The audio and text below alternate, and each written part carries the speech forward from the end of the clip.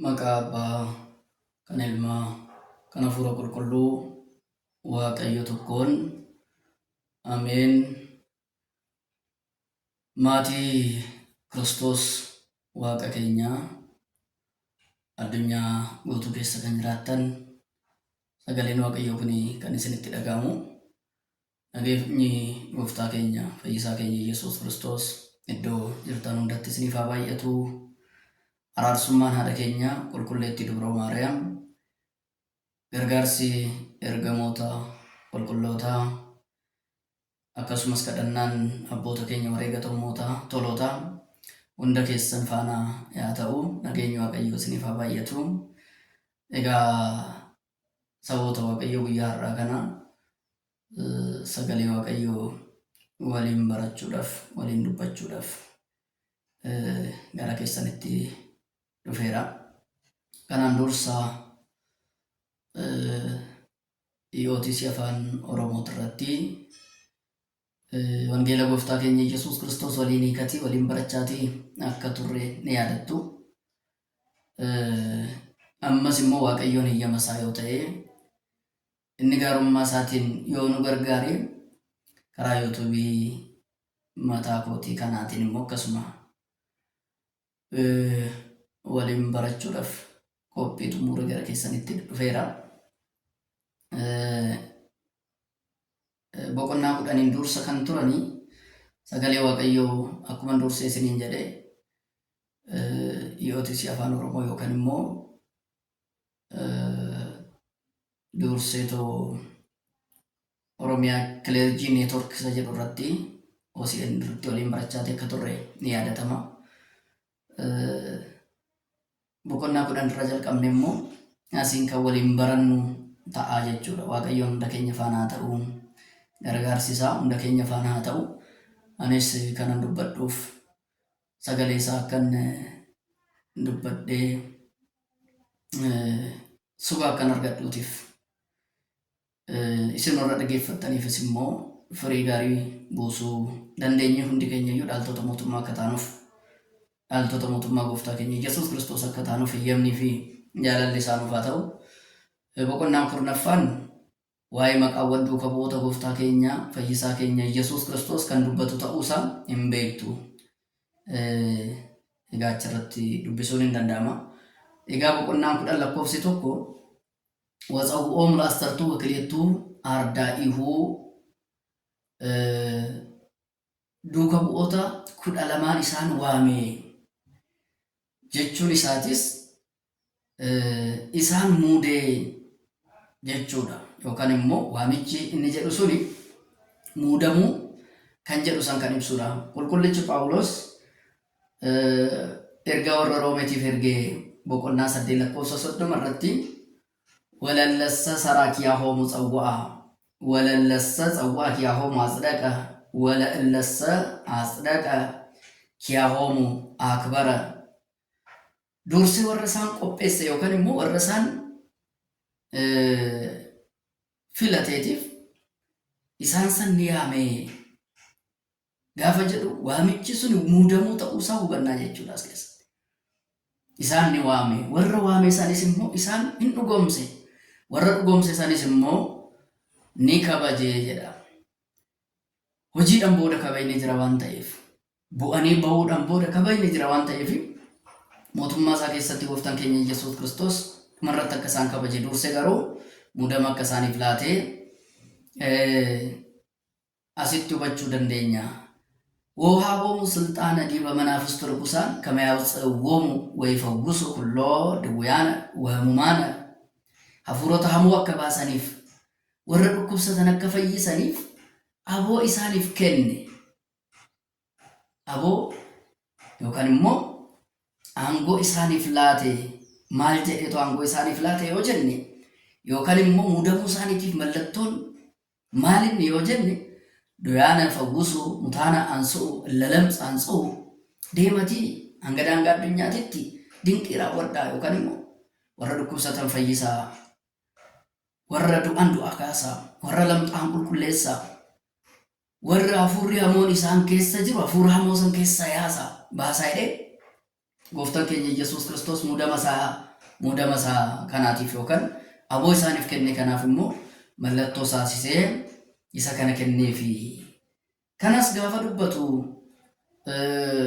qulqullichi Maarqos jecha gooftaa keenya Yesuus Kiristoos akkas jedheetu barreesse. Boqonnaa 16:20 wangeela Maarqos ወወፂኦሙ እሙንቱ ሰበኩ በኩለሄ እንዘ እግዚእ ይረድ ወቃሎ ያጸን በተአምር ዘይተሉ ኢሳኒስ ባህኒቶ ሰገሌ ዋቀዮ ሂለለበን እዶ ሁንዱመቱዩ ሂለለበን ኢምበርሲሰን እንዘ እግዚእ ይረድ ወቃሎ ያጸን በተአምር ዘይተሉ ድንቅወን ወርዶፈኒ ዱፈኒቲ አፋን ኢሳኒቲን ጋፈ ዱበተን ዱቢ አፋን ኢሳኒ ወርዶፈኒ ጋድዱ ኢሳኒ ወርዶፈኒ አከሱመስ ሞ ፊቴ uffata isaaniitiin fayyisuudhaan በተአምር ዘይታሉ ድንቅወን hordofanii dhufaniitiin waaqayyoon jecha isaasan isaaniif jabeessa jecha isaasan isaaniif gara hojiitti hiikati isaanis bahanii lallabanii hin barsiisanii jedha. Kanaatiif mallattoo kan ta'u maalinni yoo jenne gooftaa keenya Yesuus Kiristoos irraa ergamuu mooticha irraa ergamuu isaanii mallattoon isaanii maalinni yoo jenne isa kanaa dhukkubsattoota akka fayyisaniif warra du'an akka kaasaniif warra lamxaan akka isaan qulqulleessaniitiif inni kun immoo jedhu abboottonni keenya mootiin tokko muudamaa tokko gaafa ergu makwaanant shumaamint dajjaazmaach giraazmaach isaan jedhaman san akkas jedhamanii kan waamama san mootiin tokko gaafa isaan muude biyya tokkotti isaan ergu isaan mallattoo wayii kennaafi jechuudha. Mallattoon inni kennuuf alaabaa ta'uu danda'a. Maasaree kan jedhamu nagaariita kennuufii danda'a.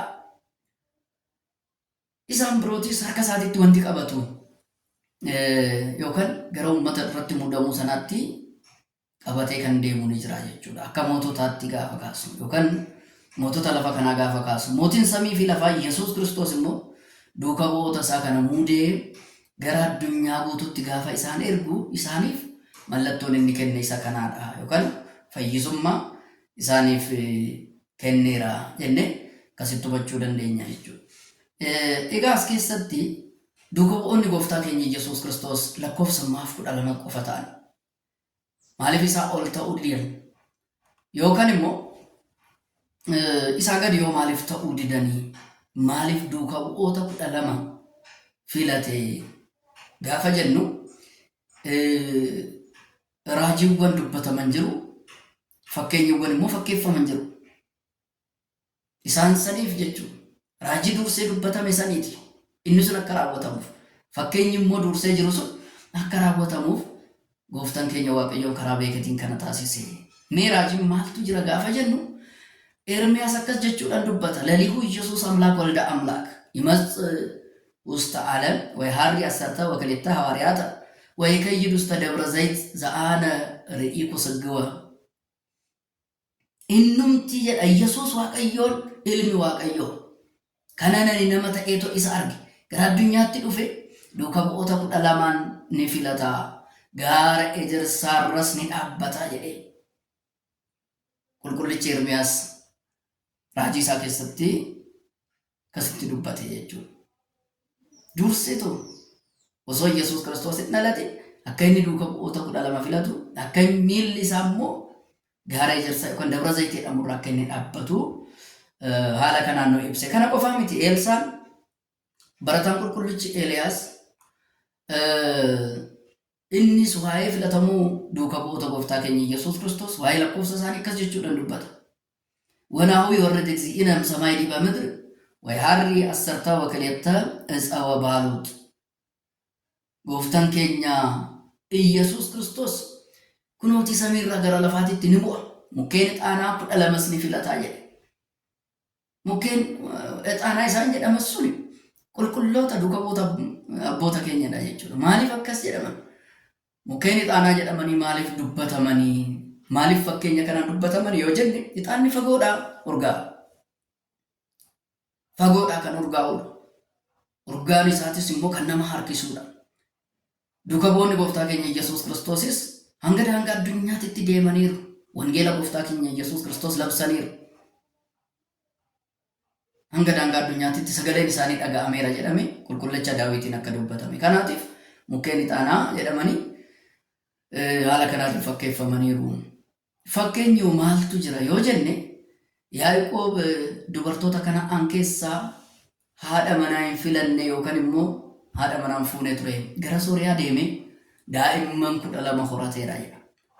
Akkuma beekamu kitaaba qulqulluu keessatti ijoollee Yaaqoob 13ffaa kan taatu Diinaa kan jedhamtu mucayyoon tokko jiraachuun isheen hin beekamu.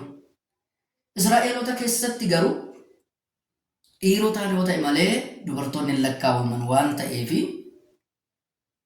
ijoollee Israa'el yookaan immoo ijoollee Yaaqoob 12 sanyiin isaanii kan lakkaa'amu. 12 nagada Israa'el gosawwan Israa'el 12 jedhamanii kan waamaman isaanii malee dubartoonni hin lakkaa'aman. Kanaatiif isaan 12 argatee jedha. Achi bu'ee raawwatee Laabaa biraa erga dhaqeetiin booda kan akka Raahel fa'aa kan akka Liyaa fuudhuudhaan ijoollee 12 argachuusaa hubanna. As keessatti gooftaan keenya Yesuus Kiristoosis amalummaa ergamootaa dhiisee samiirra gadi bu'ee amalummaa keenya amalummaa isaa taasifatee yookaan namummaa keenyan waaqummaa isaa tokko taasifate duuka bu'oota 12 filatee erguu isaatti hubachiisaa jechuudha.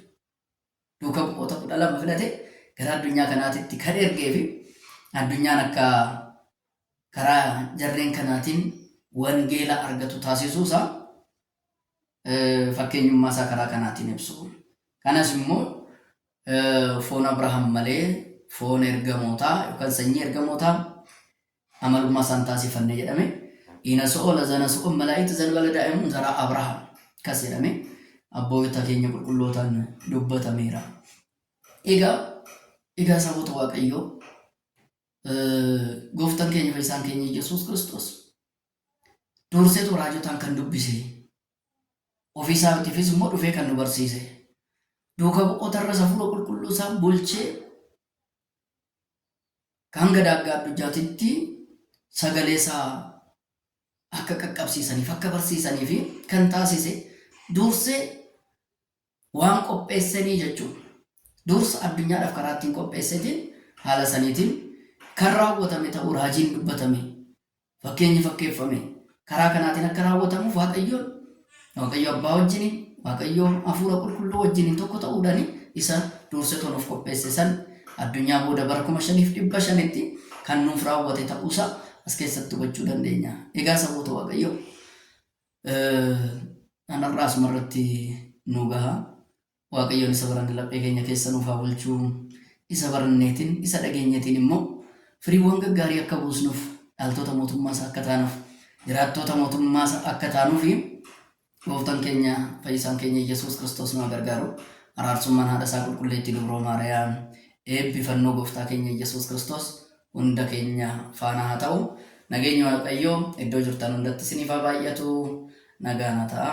Yeroo biraatti walitti deebi'a.